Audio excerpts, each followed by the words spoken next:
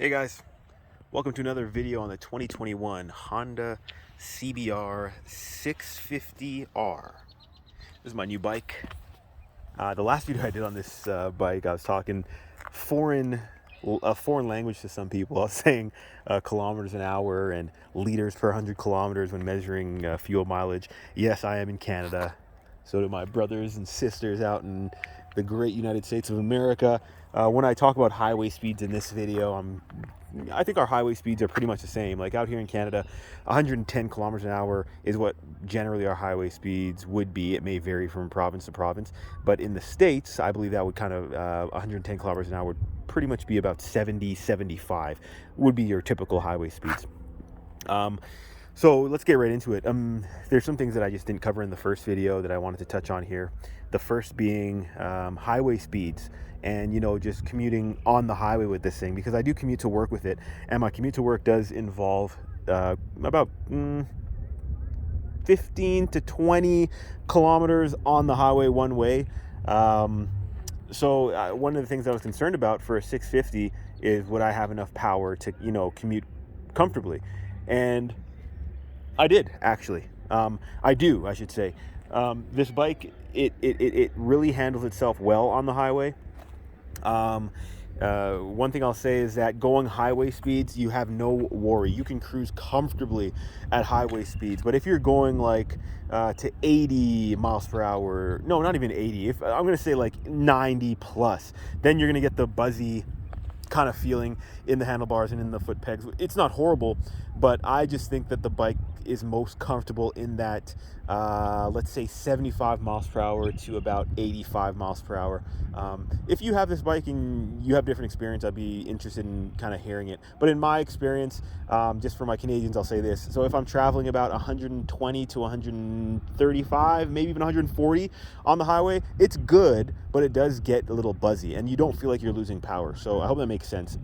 All that to say this, I do think that if you're traveling on the highway, you're commuting on the highway, this is a good option.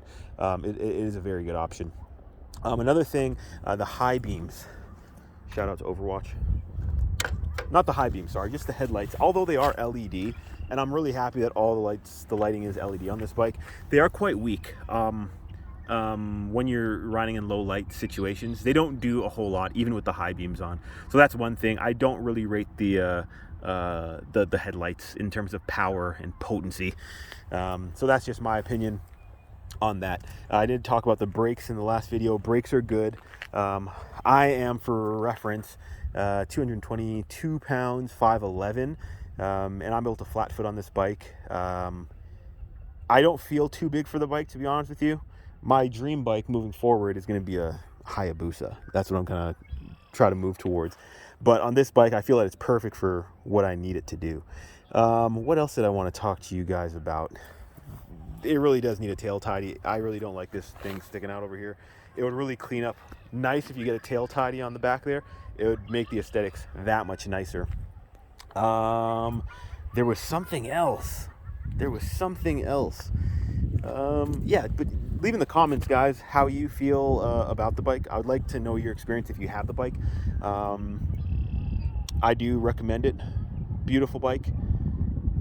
One thing that I think I will do is get the Akrapovic exhaust system. It is a little quiet. That's one thing. I mean, most bikes you buy new nowadays, they do, they are pretty, how can I say it, domesticated. But to open this up a little bit, I'm thinking the only thing I'll do is get those pipes, and that'll be about it. Yeah, the controls that on the dash, they're easy to manipulate. There's really nothing to it. I'm going in for the first service here soon, and I believe what the guys at the shop said is that the intervals for service is 12,000 kilometers. You guys are gonna have to do the math on that for miles, but that's impressive. That's quite a way before you get your service done. Now, personally for me, whenever I get a service done, it's usually at the beginning of every season, so I go once a year anyways, so it'll definitely be sooner than 12,000 kilometers. Controls, like the lights over here for the high beams, right there to keep them on right there. You got the traction control. You have to hold it down to deactivate it, or you can press it to activate it. You got your horn here, your hazards here, kill switch. To start the bike, you just hold the clutch while pushing this button down here.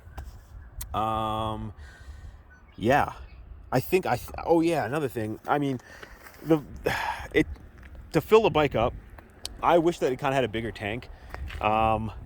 It takes me for about, and you guys are gonna have to do a conversion on this, about 260 kilometers on one tank. Now, maybe that'll be better for someone who's a little lighter than me.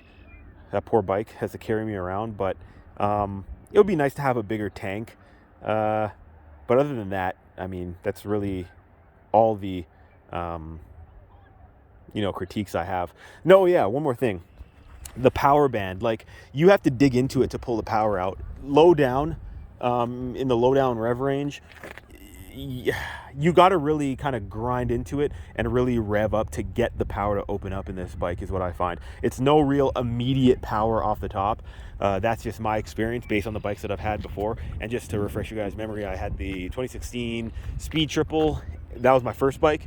And then a 2019 Harley Fat Bob, which is a completely different riding experience. But for this guy, I know that if you want that power, you have to definitely rev to get that power.